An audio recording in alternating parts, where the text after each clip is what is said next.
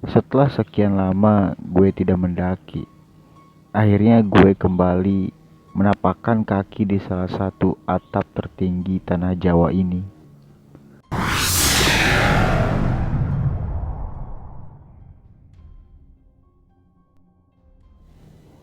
Sebelum ke secangkir kopi di Semeru, gue ingin menceritakan pendakian gue di Gunung Lawu beberapa waktu lalu terlebih dahulu. Setelah sekian lama gue tidak mendaki, akhirnya gue kembali menapakkan kaki di salah satu atap tertinggi tanah Jawa ini. Di mana terakhir kali gue mendaki itu di Ciremai, hampir 1 tahun yang lalu. Dan itu pun tidak sampai puncak, karena ada kejadian yang memaksa kami untuk kembali turun tanpa sampai di puncak terlebih dahulu. Nah, sekarang gue diberi kesempatan untuk kembali menginjakkan kaki di trek pendakian. Dan kami memutuskan Lawu sebagai gunung yang akan kami daki selanjutnya. Waktu itu gue lagi pulang kampung, ke kampung halaman gue di Klaten, Jawa Tengah. Tempat di mana gue dilahirkan dan tempat di mana gue dibesarkan. Gue harap kota ini akan terus bersinar. Bersinar seperti semboyannya. Gue pulang kampung setelah akhirnya gue lulus kuliah. Jadi bisa dibilang terjadinya pendakian ini salah satu alasannya karena ingin merayakan kelulusan gue. Pagi itu gue udah sibuk banget ngurusin barang-barang pendakian gue. Entah kenapa, baru kali ini gue sesemangat ini mendaki. Yuda yang ingin juga ikut dalam pendakian ini pun baru bangun dari tidurnya. Buset deh Lang, niat bener lu jam segini udah siap-siap, ucapnya sambil keluar dari pintu rumahnya. Rumah gue dan Yuda ini sebelahan, jadi gak heran kalau gue sama dia udah kayak saudaraan. Kemana-mana selalu berdua, kuliah berdua, ngekos berdua, dan lulus pun berdua. Hahaha, iya juga ya. Kenapa ya gue niat bener-bener? Jawab gue sambil duduk di teras rumah si Yuda itu. Wah, kopi enak nih, ucapnya seraya mengucek mata. Wah, iya enak kayaknya nih. Bikin gih, gak punya gula, lu aja bikin. Gak punya kopi. Ada. Obrolan yang sangat tidak berbobot itu terjadi diiringi suara merdu kicauan burung kenari. Kami pun pergi masuk ke rumah masing-masing untuk mengambil gula dan kopi. Pada pukul 10 pagi, gue dan Yuda sudah bersiap-siap untuk segera meluncur ke base camp Gunung Lawu Piaceto yang terletak di Karanganyar, Jawa Tengah. Barang-barang udah, pamit ke ortu udah, motor aman, bensin ada.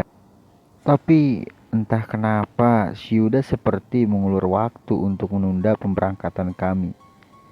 Ada aja alasannya. Panggilan alam lah, itulah, inilah. Lu kenapa sih? Tanya gue kepadanya. Enggak apa-apa kok. Ya udah ayo jalan. Ucap gue yang dijawab anggukan pasrah si Yuda.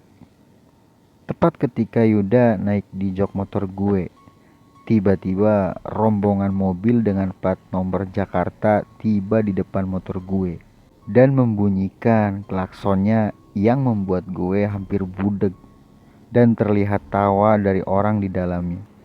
Tawa yang tidak gue inginkan, kehadirannya itu terlihat menyebalkan di mata gue. Yo bro, ucapnya seraya keluar dari mobil.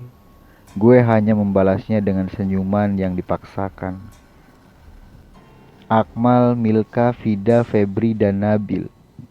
Tiada angin, tiada hujan. Tiba-tiba kelima manusia itu ada di depan rumah gue. Jadi di sini rumah lo, ucap si Nabil. Kok pada kesini? Kan gue udah bilang gak usah kesini. Kalian tahu dari mana rumah gue di sini? Pertanyaan itu terus keluar dari mulut gue. Seketika tatapan mereka mengarah kepada Yuda yang tanpa gue sadari sudah gak ada di belakang gue. Dan dia muncul dari dalam rumah gue bersamaan dengan ibu gue yang sangat riang gembira menyambut kedatangan mereka berlima. Ada tamu, sini-sini masuk, ucap ibu gue mempersilahkan. Hahaha, gue kan ngundang mereka berlima ke rumah gue, bukan ke rumah lu. Kebetulan aja rumah kita bersebelahan, jawab si Yuda dengan nyengir kuda. Hahaha, ya juga ya, kenapa gue nggak kepikiran ya? Jawab gue dengan senyuman penuh amarah. Emang kenapa sih, Le? Biarin kan biar teman-temanmu tahu rumah kamu, sahut ibu gue. Dan mereka berlima hanya membalas dengan senyuman ramah. Lebih tepatnya mengejek gue sih. Ini ada oleh-oleh sedikit dari kami, Bu. Semoga ibu sama Galang suka ya, ucap Vida sambil memberikan makanan di tangannya. Brengsek, batin gue kala itu. Ingin sekali rasanya gue pindah rumah yang jauh dari rumah si Yuda. Habis dah gue diinterogasi ibu gue. Dan gue yakin setelah gue pulang dari Lawu, ibu gue pasti nanyain tentang Vida terus. Mengingat ibu gue selalu kepo kalau masalah cewek. Dan kami pun masuk ke dalam rumah. Kebetulan waktu itu ibu gue lagi buat kue. Jadi gak perlu repot-repot beli makanan. Dan pemberangkatan pun ditunda, di mana rencana awalnya gue berangkat jam 10 dan melakukan pendakian pada malam harinya bila memungkinkan. Tetapi waktu itu udah jam 4. Kami masih nangkring di teras rumah gue sambil mengobrol ngalor ngidul. Hingga akhirnya ibunya Yuda menawarkan untuk menginap di sini. Udah sore, kalian nginep aja di sini. Kalau tetap berangkat sekarang, takutnya kemalaman, ucap beliau. Dan mereka pun langsung melirik ke arah gue dengan sedikit senyum yang gue tahu betul maksudnya. Gak usah repot-repot, Bu. Gak apa-apa, kita berangkat aja nanti, jawab si Akmal. Gak apa-apa, Le. Kalian nginep aja di sini. Nanti yang cewek tidur di rumah Galang, yang laki-laki di rumah Yuda, sahut ibu gue ikut-ikutan. Hehehe, gimana ya kalau nggak ngerepotin sih, ya nggak apa-apa, jawab Akmal yang langsung disenggol Milka. Mampus lu, batin gue. Kalau gitu yang laki-laki tidur di rumah gue aja, yang cewek di rumah Yuda. Rumah gue kotor, takutnya lecet nanti. Hahaha, sahut gue. Kalau si Vida tidur di rumah gue, otomatis dia bisa ngobrol sama ibu gue tanpa pantauan dari gue. Bukan tidak mungkin dia ngomong yang enggak sama ibu gue. Bisa-bisa semakin panjang masalahnya. Oleh karena itu gue memutuskan untuk yang laki tidur di rumah gue. Saran gue diiyakan oleh mereka. Hingga malam tiba, kami kembali berkumpul di teras rumah gue. Duh, jadi inget pas zaman KKN, ucap si Milka. Enak ya tinggal di kampung gini, adem, sahut si Febri. Pantes Galang gak mau kita kesini, takut kita betah dia, ucap si Akmal sambil menahan tawanya. Intinya rencana kita ke Lawu malam ini gagal, dan ini karena kalian, jawab gue. Galang, kok marah-marah terus sih?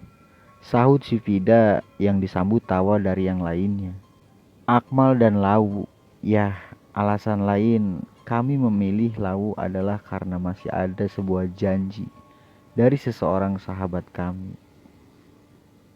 Nah itulah alasannya kenapa nggak jadi ke Semeru. Oke teman-teman, gimana tuh tadi ceritanya? Nantikan bagian keduanya di channel ini. Jadi Bagi yang belum bergabung atau yang belum subscribe, ayo sekarang subscribe agar kalian tidak ketinggalan cerita selanjutnya. Terima kasih.